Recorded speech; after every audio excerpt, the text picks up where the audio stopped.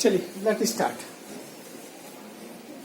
सबसे पहली बात है कि देखिए आपके 15-16 नंबर का ये व्याकरण का टॉपिक है और जो किताबें पढ़ रहे हो उसका तो कभी भी किसी कॉम्पिटिशन एग्जाम में आएगा नहीं। कुछ जो भी आपके आएगा वो व्याकरण का ही आएगा आने वाले समय में, चाहे रीट की दो, एसटीसी की दो, बीएड की दो, दोगे ही दोगे। और इन चीजों की कोचिंग के लिए हम फिर 5-5, 6-6 हजार रुपया खर्च कर लेते हैं इस 15 नंबर के लिए। होना तो ये चाहिए कि अभी इसको जैसे कि इस कोरोना काल को एक मौका समझो और सीख जाओ। और ये इसके बाद ही हमारा वीडियो होगा तो कभी भी आप उसको खोल के देखो तो आपको चीजें समझ में आ जाएगी। पहला टॉपिक है आपका भाषा, व्याकरण और लिपि। पहली बात ये बता दूं कि इसमें जितने भी यहाँ लिखा हुआ है इसको जैसा लिखा हुआ है उसी रूप में याद करना जरूरी है। इस चीज का ख्याल रखना। परिभाषाएं आप अपनी तरफ से नहीं गढ़ सकते हो, उसकी एक शैली होती है, उसकी अपनी एक लिपि होती है। यहाँ पर जो लिखा हुआ है उसी रूप में आपको लिखना पड़ेगा, क्योंकि आप लोगों की क्या है कि अपनी तरफ से जोड़ने की बहुत आदत है, पर व्याकरण में वो नहीं चलेगा। जहां व्याख्या करनी हो वहां आपकी अपनी लैंग्वेज काम आ सकती है, पर ये एक प्रकार से टेक्निकल लैंग्वेज है। ये आपको उसी रूप में आनी चाहिए जैसे मैंने यहाँ शॉर्ट एंड स्वीट लिखी हुई है। कोई भी प्रश्न इससे बाहर नहीं जाएगा, ठीक है ना? इस बात का ख्याल रखना है। अब देखिए इसे थोड़ा भाषा किसे कहते हैं, ठीक है? भाषा इसकी परिभाषा को समझ लो। जैसे लिखिए वैसी मनोभावनाओं और विचारों को व्यक्त करने के लिए। मनोभावनाएं मतलब कि आपके मन में जो चल रहा है उसको कैसे व्यक्त करोगे? करके तो करोगे नहीं, कुछ तो मुंह से बोलना पड़ेगा ना।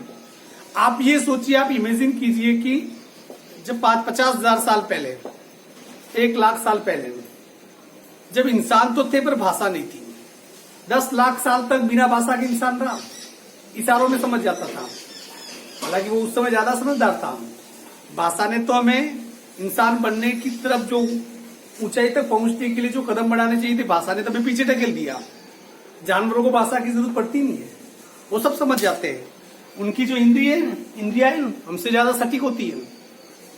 जैसे जर्मन शेफर्ड कुत्ता है, इसकी सूंघने की क्षमता हमसे 20 लाख गुना ज्यादा है। मतलब कि कोई 100 मीटर दूर से कोई पैदल भी आ रहा है ना, इसको पता चल जाएगा, वो गेट पे चला जाएगा। चौराहे से नीचे से पदचाप की आवाज, पैरों की आवाज जब सुनाई पड़ती है रात को, ये इसका भौंकना शुरू हो जाए, इसको पता चल जाता है कोई आ रहा है। मतलब वो नहीं कि सुनाई नहीं दे रहा है, वो सूंघने की क्षमता इतनी ज्यादा इसकी तेज है। वो क्यों? क्योंकि इनकी भाषा नहीं है। इसलिए आपने देखा होगा कि एक अंधा है, अंधा हमसे ज्यादा महसूस करता है, उसकी जो सोचने की क्षमता होती है वो हमसे ज्यादा है। सूरदास बेहतर लिख पाए, आंख वाला नहीं लिख पाता, उससे अच्छा सूरदास ने लिख दिया। पर यहां पर देखिए क्या कह रहा है, मनोभावनाओं और विचारों को व्यक्त करने के लिए ध्वनि पर आधारित है। ध्वनि पर आधारित का मतलब हम बोल रहे हो तो साउंड पैदा होती है, ध्वनि के साथ साथ एक लिपि भी होनी चाहिए। लिखना कैसे लिखोगे? यूज कर नहीं सकते हो। जो माध्यम विकसित किया है उसे भाषा कहते हैं। ध्वनि पे आधारित जो माध्यम विकसित किया गया है उसे क्या कहते हैं? भाषा कहते हैं। अर्थात कि इसको लिखने की भी एक शैली है, एक विशेष शैली है। आप ये देखिए थोड़ी देर के लिए, जैसे हिंदी को देवनागरी लिपि में लिखा जाता है। हिंदी की 2 लिपियां, देवनागरी और खरोष्टी, वो तो आउटडेटेड होगी, अभी देवनागरी लिपि में लिखा जाता है। उर्दू को फारसी में लिखा जाता है, पंजाबी को गुरुमुखी में लिखा जाता है, अंग्रेजी को रोमन में लिखा जाता है। सबकी अलग अलग शैली। आप देखो लिपि लिखने के तरीके सबके अलग है। हिंदी अलग है, इंग्लिश अलग है। हिंदी भी देवनागरी लिपि में चल रही है और इंग्लिश किस में चल रही है? रोमन में चल रही है। आप उर्दू को देखिए, उर्दू अलग टाइप से चलती है। आप अपने पंजाबी को देखिए, गुरुमुखी शैली कहते हैं, वो बिल्कुल अलग टाइप से चलती है। अब जैसे गुजराती, वो हिंदी की तो देवनागरी लिपि से चलती हो तो अक्सर थोड़े टेढ़े मेढ़े कर दिए, वो बात अलग है, वो देवनागरी लिपि से वो उत्पन्न हुई है। तो परिभाषा क्या हो सकती? मनोभावनाओं और विचारों को व्यक्त करने के लिए ध्वनि पर आधारित जो माध्यम विकसित किया गया है उसे क्या कहते हैं? भाषा कहते हैं। तो प्रश्न पूछ लेगा 2 नंबर का, सीधा भाषा की परिभाषा लिखिए। वहां पर भी आप अपने हिसाब से लिख रहे हो, ये अपना हिसाब काम नहीं आएगा आपका। क्लियर? अब यहाँ पर भाषा के प्रकार पूछ ले तो भाषा 2 प्रकार की होती है। एक है मौखिक भाषा और दूसरी लिखित भाषा। मौखिक भाषा का मतलब बोलचाल की भाषा जो हम लोग बोलते हैं।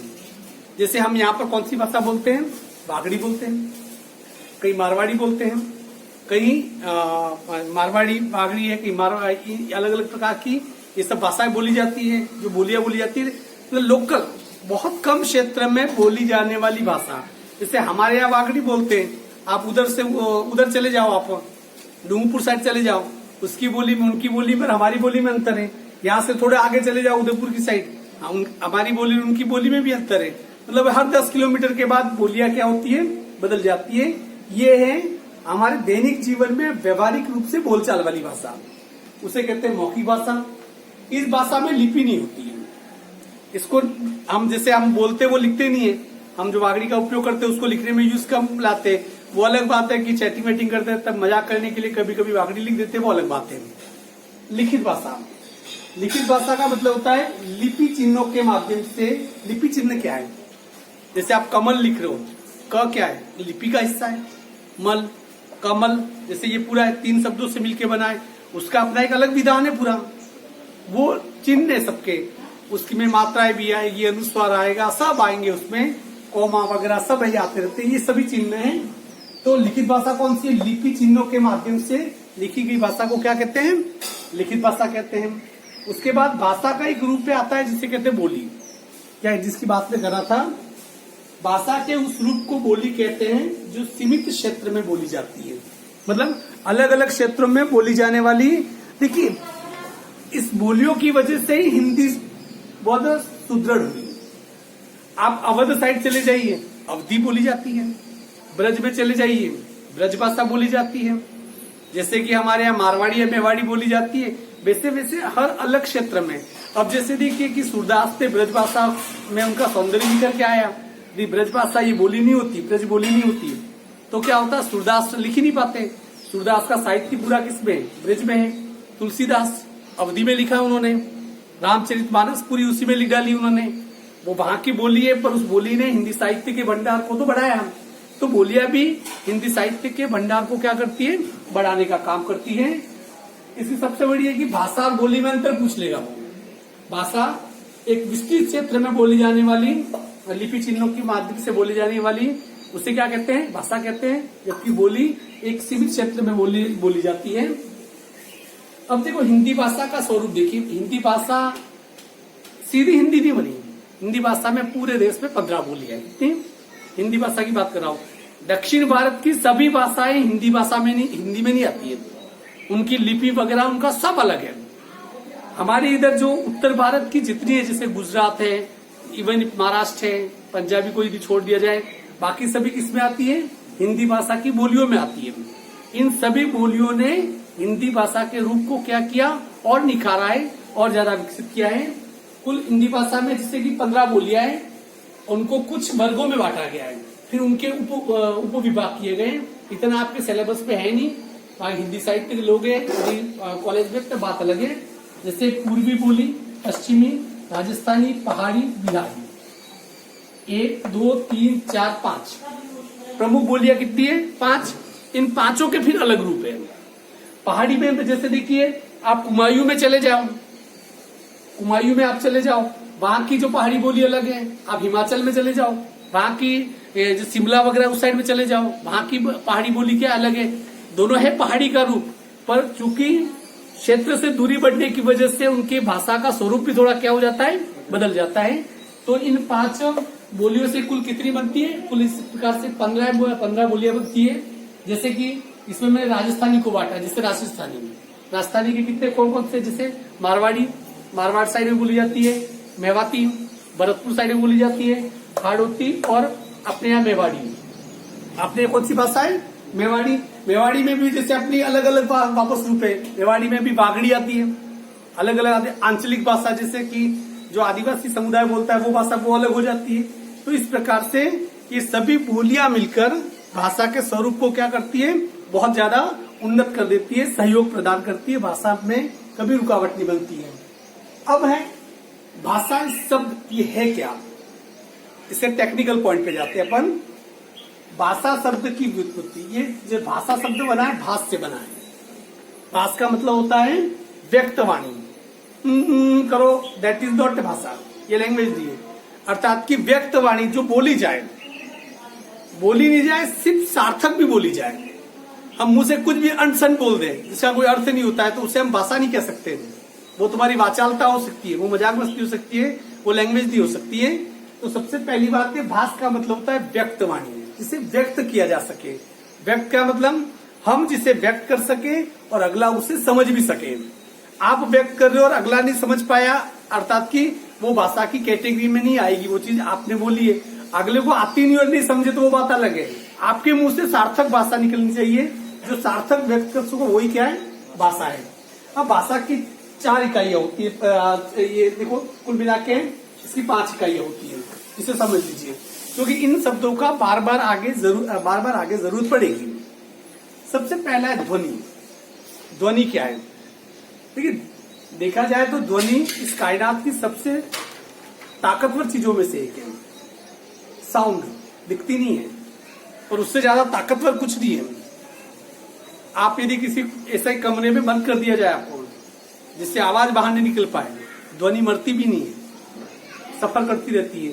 किसी बड़े हॉल में आपको पैक कर दीजिए जिसमें आवाज बाहर नहीं निकले, तो आप एक बार बोल दो तो वो आवाज मरेगी नहीं, क्योंकि उससे निकलने के लिए विस्तार चाहिए। यदि दीवारें ऐसी हो कि आवाज सोख नहीं पाए तो वहां इको साउंड पैदा होती है। और आप एक बार बोल दो, हेलो इतना बोल दो, वो आवाज टकरा टकरा टकरा टकरा के थोड़ी देर में आपको मार डालेगी, इतनी भयानक हो जाएगी वो आवाज। तो यहाँ पर देखिए, ध्वनि हमारे मुंह से निकलने वाली प्रत्येक स्वतंत्र आवाज ध्वनि है। जो भी आवाज निकले, हम चिल्लाए जोर से, वो भी ध्वनि है। हम डर के मारे आवाज निकल जाए मुंह से, वो भी ध्वनि है। आप कई शब्द ऐसे होते हैं जैसे हुर्र रहे, इसका कोई मतलब नहीं होता है, पर ध्वनि है, क्योंकि वो आपके उल्लास को, आपकी प्रसन्नता को व्यक्त कर रहा है। ध्वनि का मतलब ये होता है, मुंह से निकलने वाली प्रत्येक स्वतंत्र आवाज ध्वनि है। कुछ भी बोले, जैसे क ध्वनि है, माँ ये ध्वनि है, कुछ भी बोलो वो ध्वनि है। इवन जो जानवर भी जो आवाज करते हैं, जैसे कि बछड़ा रंबाता है, वो भी ध्वनि है। वो अलग बात है कि वो सार्थक ध्वनि नहीं है, ठीक है ना। उसके बाद है, सबसे पहली इकाई होती है ध्वनि। उसके बाद है वर्ण। वर्ण का मतलब होता है अक्षर भी कहते हैं, जिसे अक्षर, जिसे अक्षर, इससे बना अ प्लस क्षर। क्षर का मतलब क्षरण होना, अ का मतलब नहीं, जिसका क्षरण नहीं हो सकता है, मतलब जो और टूट नहीं सकती है। इसका भाषा की वह सबसे छोटी इकाई जिसके और टुकड़े नहीं हो सकते हैं, जिसके और टुकड़े नहीं हो सकते हैं, उसे क्या कहते हैं? उसे अक्षर कहते हैं, वर्ण कहते हैं। क्या कहते हैं? वर्ण कहते हैं। जैसे मैं क बोला, क वर्ण नहीं, क्योंकि क के साथ अ भी मिला हुआ है। बिना अ का उच्चारण किए मैं क का उच्चारण नहीं कर सकता हूं, इसलिए मैंने यहाँ क्या लिखा है, क के नीचे हलंत किया है। हलंत का मतलब होता है कि इसमें मूल स्वर गायब है। क च, जिसे च हलंत किया है, मतलब कि अ का उच्चारण नहीं, सिर्फ क और च। ये क्या है? अब इस क को तोड़ा जा सकता है इससे आगे। इसे कहते हैं कि एक प्रकार से ये एक परमाणु है जिसका आगे विभाजन नहीं हो सकता है। वो अंतिम चीज है, उसे आप तोड़ नहीं सकते। अब तुम कहोगे तोड़ सकते, उसमें इलेक्ट्रॉन में ये भी होता है, फिजिक्स में मत घुस जाना, हिंदी में सब कहा जाता है, वो मैं बता रहा हूँ। तो वर्ण किसे कहते हैं, वो परिभाषा वर्ण किसे कहते हैं, उदाहरण से बताओ। 2 नंबर का प्रश्न हो जाएगा, लाइन लिख दिए। भाषा की वह सबसे छोटी इकाई जिसके आगे और भी टुकड़े नहीं किए जा सकते, या जिसका आगे विभाजन नहीं हो सकता है। तो जैसे 1-2 शब्द लिख दो, क च ट म, जो भी लिखो, पर नीचे हलंत लगाना है। यदि आपने हलंत लगाए जो क और च लिख दिया तो वो 2 नंबर नहीं देगा आपको, क्योंकि इसका ना आपने उदाहरण ही गलत लिखा है। इसका मतलब वो ये मानेगा कि इससे ध्वनि का, इसका वर्ण का मतलब ही पता नहीं है। इसके बाद देखिए शब्द। वर्ण के बाद सबसे पहले मुंह से जो आवाज निकले ध्वनि, उसको लिखने के लिए आपको क्या चाहिए? वर्ण चाहिए। ये दूसरी स्टेप। तीसरी शब्द। वर्णों के सार्थक समूह को क्या कहते हैं? शब्द कहते हैं। जैसे क अक्षर है, वर्ण है, म अक्षर है, ल अक्षर मतलब वर्ण है, इन तीनों को जोड़ दिया कमल, तो कमल वो एक सार्थक शब्द बन गया। आप कुछ भी अपनी तरफ से कुछ भी शब्दों को जोड़ लो तो उसे हम शब्द नहीं कह सकते, ठीक है ना। आपने कुछ भी अपनी मर्जी से शब्द जोड़ रहे हो, पर जिसका, इसलिए इससे परिभाषा में क्या लिखा है? वर्णों के सार्थक समूह को, अर्थात कि वर्णों को जोड़ने के बाद जो शब्द बन रहा है उसमें सार्थकता नहीं है तो शब्द भी नहीं है, तो उसे क्या कहते हैं हम? शब्द कहते हैं। जिसे कमल मिलके क्या बन गया? कमल। कमल क्या है? अपने सार्थक समूह है, इसलिए क्या है? शब्द। अब ये पद, ये चीजें बहुत काम किया आगे आने वाले समय में। पद किसे कहते हैं?